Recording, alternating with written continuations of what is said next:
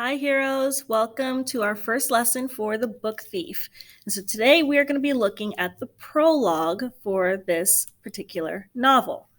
I'm looking at the electronic copy. Of course, you guys have your print copies at home, and this is also available to you if you need it.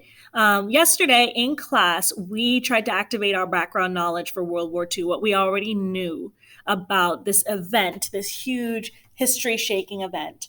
And so today, we're going to be using that background knowledge and keeping that in mind as we go through and are introduced to the book thief. And so you'll notice we're going to start here with our prologue. Now, prologue tends to be a section that a lot of students ignore.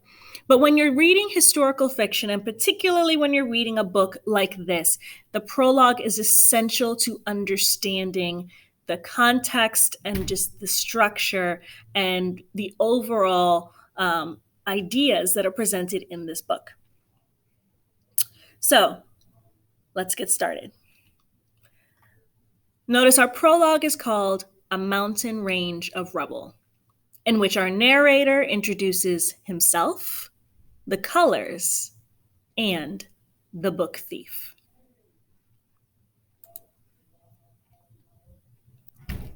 Death and chocolate. First, the colors, then the humans. That's usually how I see things, or at least how I try. Here is a small fact. You are going to die. I am, in all truthfulness, attempting to be cheerful about this whole topic, though most people find themselves hindered in believing me no matter my protestations. Please trust me. I most definitely can be cheerful.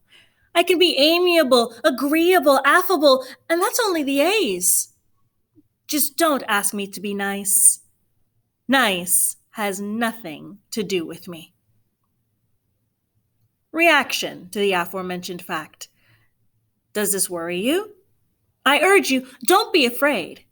I'm nothing if not fair. So let's pause for a minute and think about our narrator here. Who is narrating this story? Firstly, Marcus Zusak took 10 years to write this story. He researched, he interviewed, he poured through history to pull this story and all of its myriad parts together. And so here we get to meet our narrator. But notice, our narrator may not be the type of narrator we normally see. So note here, in this line right here, our narrator refers to the humans. They do not refer to themselves as human. So if our narrator isn't human, who are they? What are they? Also notice here, while the narrator is telling us their story, our narrator interrupts himself. So when you see this text feature here with these dots and the words in bold, the narrator is going to be interjecting into the story, their thoughts, their ideas, and they're actually going to interrupt themselves. So what we're going to have here is very, very interesting first-person point of view, at least right here, interjected with a second-person point of view. And then later on in the story, we're going to be in third-person point of view. But every now and again, here will come our narrator. So let's keep reading and see if we can figure out who our narrator might be. Of course, an introduction, a beginning. Where are my manners? I could introduce myself properly, but it's not really necessary. You will know me well enough and soon enough, depending on a diverse range of variables. It suffices to say that at some point in time, I will be standing over you as genially as possible. Your soul will be in my arms. A color will be perched on my shoulder. I will carry you gently away. At that moment, you will be lying there. I rarely find people standing up. You will be caked in your own body. There might be a discovery, a scream will dribble down the air. The only sound I'll hear after that will be my own breathing and the sound of the smell of my footsteps. So, our narrator heroes, who else would be standing over us and carrying us away but death? And so here, death is telling our story. And look at this figurative language here. The only sound I'll hear after that scream, will be my own breathing and the sound of the smell of my footsteps. All of our senses are being engaged here. Let's continue. The question is, what color will everything be at that moment when I come for you? What will the sky be saying? Personally, I like a chocolate-covered sky, dark, dark chocolate. People say it suits me. I do, however, try to enjoy every color I see, the whole spectrum. A billion or so flavors, none of them quite the same, and a sky to slowly suck on. It takes the edge off the stress. It helps me relax. A small theory. People observe the colors of a day only at its beginning and ends, but to me, it's quite clear that a day merges through a multitude of shades and intonations with each passing moment. A single hour can consist of thousands of different colors. Waxy yellows, cloud-spat blues, murky darknesses. In my line of work, I make it a point to notice them. As I've been alluding to, my one saving grace is distraction. It keeps me sane. It helps me cope, considering the length of time I've been performing this job. The trouble is, who could ever replace me? Who could step in while I take a break in your stock standard resort-style vacation destination, whether it be tropical or of the ski trip variety? The answer is, of course, nobody, which has prompted me to make a conscious, deliberate decision to make distraction my vacation. Needless to say, I vacation in increments, in colors. Still, it's possible that you might be asking, why does he even need a vacation? What does he need distraction from?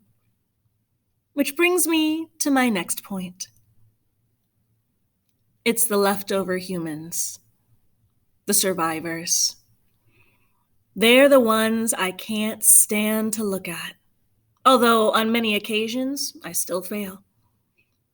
I deliberately seek out the colors to keep my mind off them, but now and again I witness the ones who are left behind, crumbling among the jigsaw puzzle of realization, despair, and surprise. They have punctured hearts. They have beaten lungs. Which in turn brings me to the subject I am telling you about tonight, or today, or whatever the hour in color. It's the story of one of those perpetual survivors, an expert at being left behind. It's just a small story, really, about, among other things, a girl, some words, an accordionist, some fanatical Germans, a Jewish fist fighter, and quite a lot of thievery. I saw the book thief 3 times.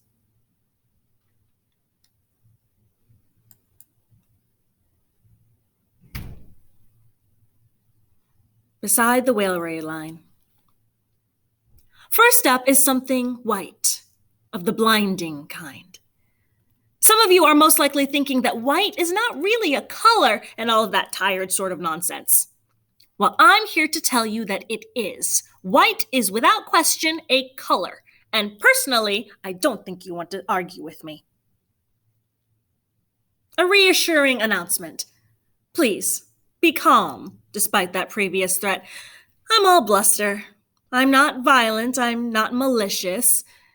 I am a result. Yes, it was white. It felt as though the whole globe was dressed in snow, like it had pulled it on the way you pull on a sweater. Next to the train line, footprints were sunken to their shins. Trees wore blankets of ice. As you might expect, someone had died.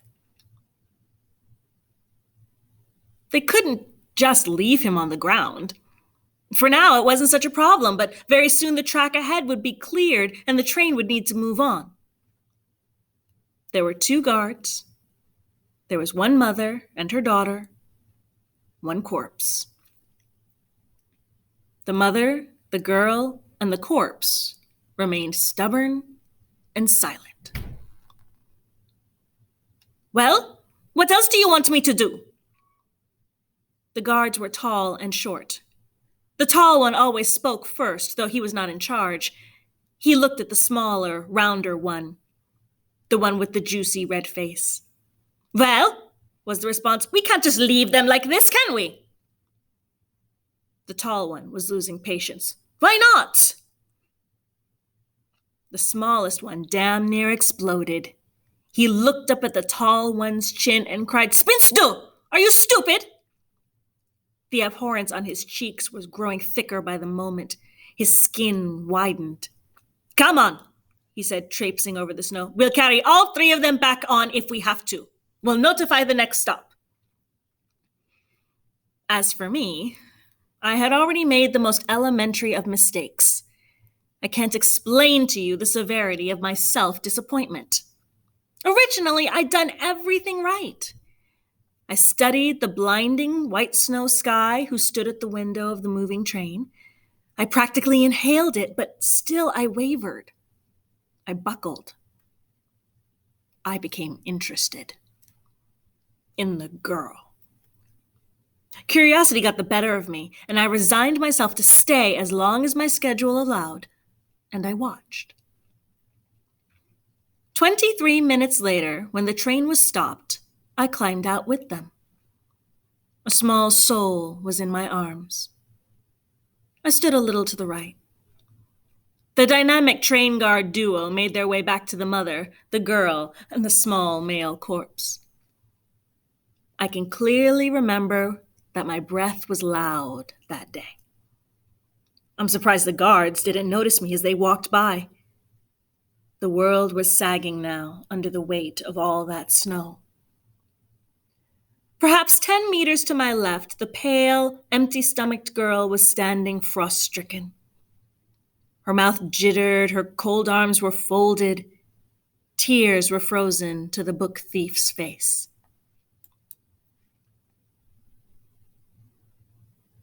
The eclipse. Next is a signature black to show the poles of my versatility, if you like. It was the darkest moment before the dawn. So in our previous section, the color was white. And even before that, we had chocolate. And so we're learning how death sees things. Death concentrates on the colors, the picture that it paints. Because it's dangerous getting interested. It's dangerous getting invested, isn't it? This time I had come for a man of perhaps 24 years of age. It was a beautiful thing in some ways. The plane was still coughing, smoke was leaking from both its lungs. When it crashed, 3 deep gashes were made in the earth. Its wings were now sawn off arms, no more flapping, not for this metallic little bird.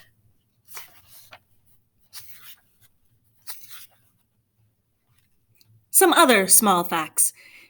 Sometimes I arrive too early. I rush, and some people cling longer to life than expected. After a small collection of minutes, the smoke exhausted itself. There was nothing left to give. A boy arrived first, with cluttered breath and what appeared to be a toolbox. With great trepidation, he approached the cockpit and watched the pilot. gauging if he was alive, at which point he still was. The book thief arrived, perhaps 30 seconds later. Years had passed, but I still recognized her. She was panting. From the toolbox, the boy took out, of all things, a teddy bear. He reached in through the torn windshield and placed it on the pilot's chest. The smiling bear sat huddled among the crowded wreckage of the man and the blood. A few minutes later, I took my chance. The time was right. I walked in, loosened his soul, and gently carried it away. All that was left was the body, the dwindling smell of smoke, and the smiling teddy bear. What do you think, heroes? That almost looks like comfort or mercy, maybe? Putting that teddy bear on the dying pilot's chest so maybe he doesn't have to face death alone. As the crowd arrived in full, things, of course, had changed. The horizon was beginning to charcoal, and what was left of the blackness above was nothing now but a scribble, and disappearing fast. The man, in comparison, was the color of bone. Skeleton-colored skin, a ruffled uniform. His eyes were cold and brown like coffee stains, and the last scrawl from above formed what appeared to me an odd yet familiar shape. A signature.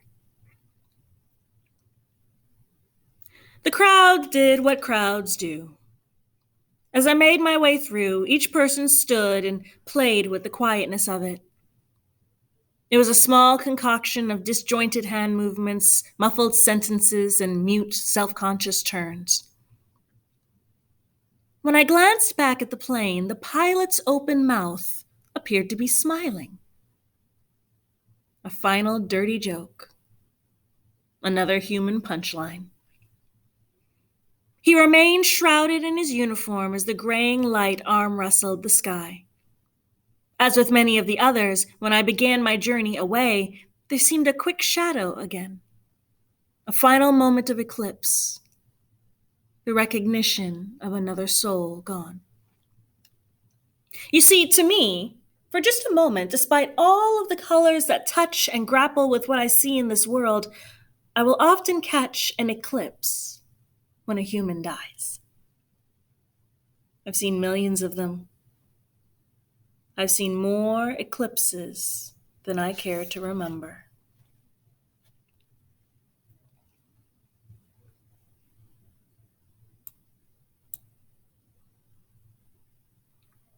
The flag. The last time I saw her was red. The sky was like soup, boiling and stirring. In some places it burned. There were black crumbs and pepper streaked across the redness. Earlier, the kids had been playing hopscotch there on the street. They looked like oil-stained pages. When I arrived, I could still hear the echoes. The feet tapping the road, the children voices laughing, and the smiles like salt, but decaying fast. Then, bombs. This time, everything was too late. The sirens, the cuckoo shrieks in the radio, all too late.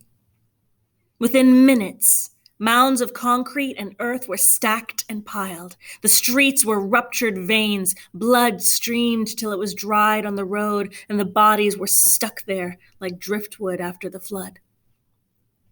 They were glued down, every last one of them, a packet of souls. Was it fate? Misfortune? Is that what glued them down like that? Of course not. Let's not be stupid. It probably had more to do with the hurled bombs thrown down by humans hiding in the clouds. Yes, the sky was now a devastating, home-cooked red. The small German town had been flung apart one more time. Snowflakes of ash fell so lovely, you were tempted to stretch out your tongue to catch them, taste them. Only they would have scorched your lips. They would have cooked your mouth. Clearly, I see it. I was just about to leave when I found her kneeling there. A mountain range of rubble was written, designed, erected around her. She was clutching a book. Apart from everything else, the book thief wanted desperately to go back to the basement, to write or to read through her story one last time. In hindsight, I see it so obviously on her face.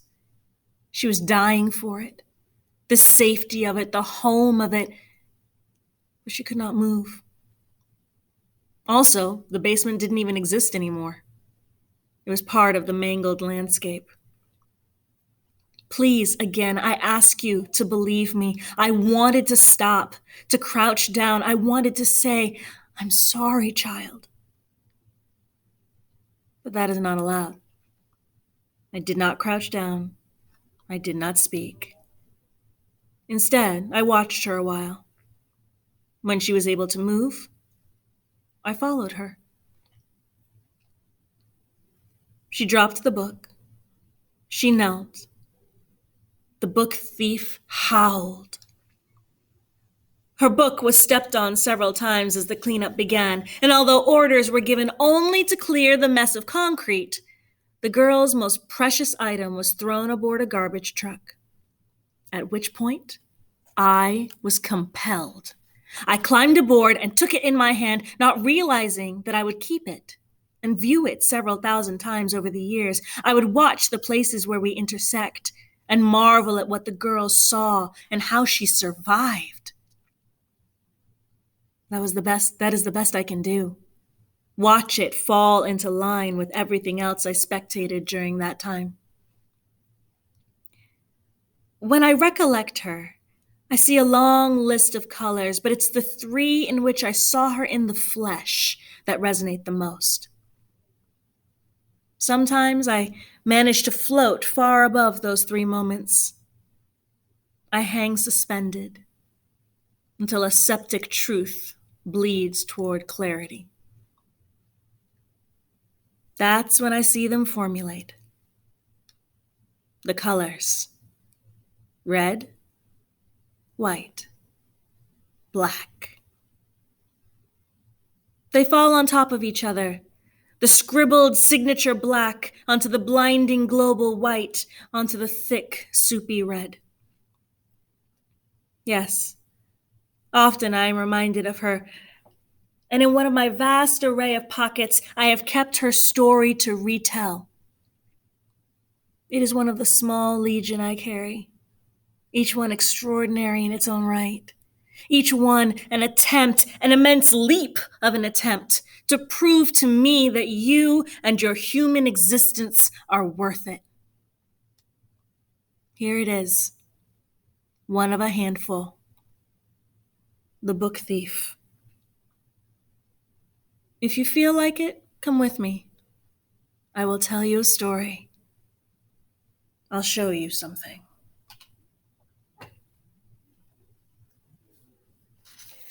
And that, heroes, is the end of our prologue for The Book Thief. Now, I want you to notice, we talked about figurative language. Look at how color is used. Look how death has set us up for this one particular moment. The three colors in which he saw the book thief were white, black, and red. Now notice the order in which death mentions them again. Red, white, black, and the symbols that go with them. They fall on top of each other. The scribbled signature black onto the blinding white, onto the blinding global white, and onto the thick, soupy red. If you pull these three images together, layered one on top of the other, do you see what you get? Do you see what we're after here? Black swastika, white circle, on a red field, the Nazi flag. We're going to hear a story. You're going to read a story. And it's going to take a lot. But we can do this. We can witness this one story made up of the pieces of the hundreds of the millions of stories that were told. And I love this line. It is one of the small legion I carry, each one extraordinary in its own right. Each one, each story, an attempt, an immense leap of an attempt to prove to me that you and your human existence are worth it. As you read through part 1, you're going to be following Liesel Miminger, who's our main character. You're going to follow Liesel. You're going to follow Death. I want you to see how they are described. I want you to see how they lead us to a theme, to the lesson that we are supposed to learn about human nature. You're looking for those seeds, those words, those ideas that we're going to watch develop and grow throughout this novel. And so for the rest of this week, you are going to be reading part 1. Right, heroes? Let's have a quick look at our table because it'll show us at our contents. So you're going to be reading part 1. So notice part 1 has 8 chapters in it, from arrival on Himmel Street to the heavyweight champion of the schoolyard. So you're going to have to develop a plan for this. So one way you could do this, for part 1, you can work on, so we have 3 chapters here. You can do 3 chapters here, 2 chapters here. It is designed so that you have about 30 minutes of reading in each chunk. So develop a plan for yourself because part 1 needs to be finished by the next in-person class that I will have with you so that we can have a good, thorough, detailed discussion. Remember, we're looking for those theme seeds. You're looking for how they're developed through character, through conflict, and through your figurative language. Make sure you're recording in your digital notebook. And I hope that you enjoy this. Subject matter like this is not easy, but as we talk about values, as we talk about what factors shape our values, what our values are, what's important to us and why, and then what are the consequences when our individual values buck up against societies, when they don't match societies. I want you to think about how we've developed these values and how value is developed in this story. What is important to Liesel? What is valuable to her and to those around her? All right, heroes, I hope you enjoy. I'm looking forward to talking about this with you, and I will see you soon.